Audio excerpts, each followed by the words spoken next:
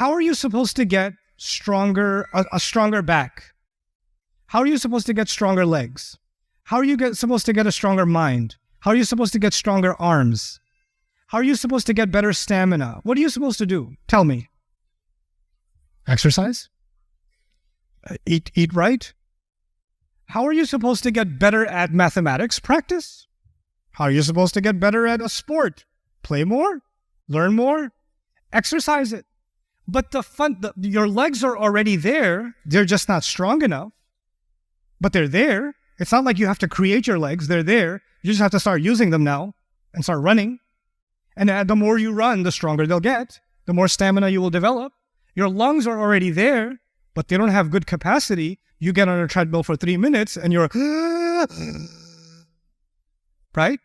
But it's not like you don't have lungs. You have them, but you haven't exercised them, so they haven't become what? Stronger. The Quranic argument would then be, you already have the basic wisdom inside you, but you just haven't made it what? Stronger. You haven't enabled it. You haven't activated it. You haven't put it to use. Anything Allah gives you, when you don't use it, it becomes weaker. Allah gave me eyes. If I taped one of my eyes for 6 months, I can almost guarantee you I would be blind in that eye. You don't use it, you lose it.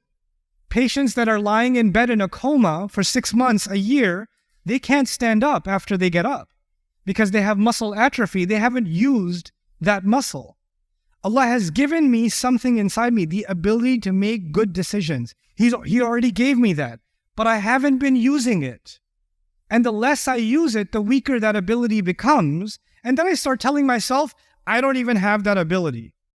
I don't have that ability. And one of the most amazing, shocking examples of that I see nowadays is young people coming and telling me, Ustad, say something to motivate me.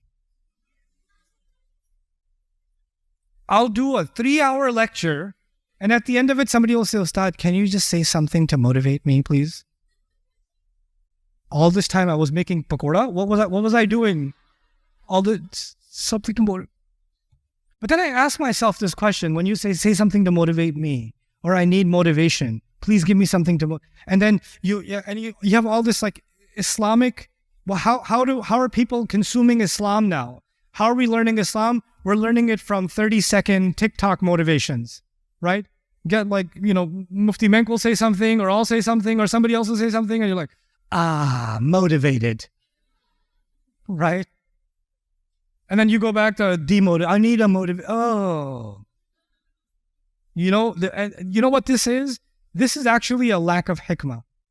And why am I saying it's a lack of hikmah?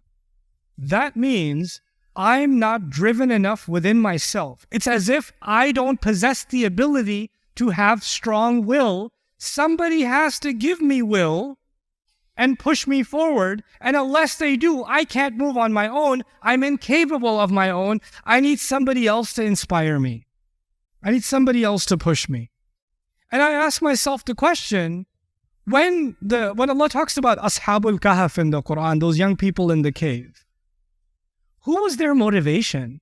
Like, who was their, did they say, hey man, I'm feeling really low right now. Is there, anybody got a connection? Let me just watch some motivational videos, at least a tech talk or something as we go up this mountain. It's getting pretty high. What motivated them?